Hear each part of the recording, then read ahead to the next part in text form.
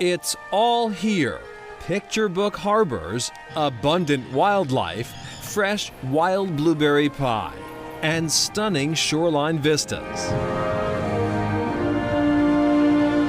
But there's one thing missing from this main picture: the summer hordes and the attendant traffic jams and tourist traps. I mean, look, there's nobody here.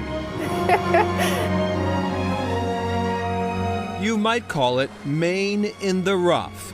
This is the Bold Coast. The Bold Coast Scenic Byway begins in Millbridge and runs 125 miles all the way up to Eastport. Crystal Hitchings tells us the Bold Coast begins where the stoplights end, shortly after the turnoff to Bar Harbor and Acadia National Park. We don't have a lot of fancy restaurants, we don't have a lot of fancy hotels, we don't have a bustling nightlife. This is the place for people who want to get away from the busyness of their lives and the busyness of other tourist destinations. If you're wondering why it's called the Bold Coast, just lace up your Timberlands and follow Carrie Kish. He'd be happy to show you.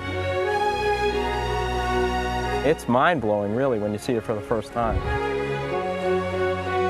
The Bold Coast Trail, part of the state's Cutler Coast Reserve.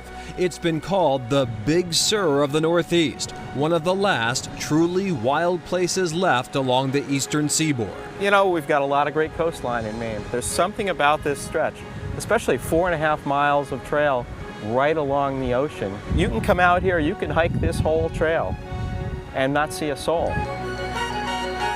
Kish knows the lay of the land as a member of the Maine Outdoors Adventure Club and author of the Appalachian Mountain Club's Maine Mountain Guide. He's currently at work on a new book for the AMC, The Best Coastal Hikes in Maine. The Bold Coast Trail, not surprisingly, is at the front of the pack. We came in 1.5 miles this morning, and look at what you get. This is big-time beauty for a little bit of hiking. Northeastern Maine. In fact, the Bold Coast Trail is so remote, so wild, it was the setting for an episode of the Discovery Channel's Dual Survivor. They hiked their way down to the coast to be rescued. Terry Coulong of the state's Bureau of Parks and Lands. She'll never forget her first glimpse of this hidden treasure. I took a little side trip down here and just went, oh, wow! It's just an incredible place. The raw, austere beauty of the Bold Coast finds a counterpart in the elemental lifestyle at nearby Crossroads Farm. Off the grid for more than 40 years. We never missed it. We never missed electricity. We became vegetarians, so we didn't need refrigeration. At one point, we didn't even buy toilet paper. We harvested sphagnum moss in the woods and dried it out in burlap bags. When Arnold and Bonnie Perlman came to Jonesboro in 1970, there was nothing on this land but trees. Inch by inch, rock by rock, year after year, they cleared the land, building their homestead by hand. I love to sweat. I love physical work because you have to sleep well at night. But if you physically labor, then you're just like so tired at the end of the day. It's like everything disappears. And that's a lot of fun. A good sleep is a lot of fun. There's nothing like it. All our children were born right here in that bed, and we had a doctor an MD. We would trade him vegetables.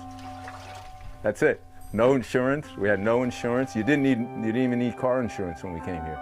Today, solar panels and a windmill create enough energy to pump water and power the occasional machine. Crossroads Farms organic produce is now in high demand up and down the Bold Coast. Perlman and his wife have grown more devout over the years. They now observe the Jewish Sabbath, resting, reading the Torah, and taking long walks. In Judaism, agriculture is a major profession because if you figure it out, no doctor can do without a farmer, right? Farmers could do without a doctor, right? Soil is walked all over, right? But in the end, that's what turns the world. If they're not eating, pretty soon they're not doing anything, right? And historically, that stretch of Maine coastline from Bar Harbor to the Canadian border has been known as Down East Maine. Down East Maine, but that term's actually been co-opted really by the rest of the Maine coast, the more southern part of the Maine coast. So hence it's been a relatively recent rebranding as the Bold Coast, but it certainly seems to fit. It's spectacular. That's beautiful. Up next, nature's medicine.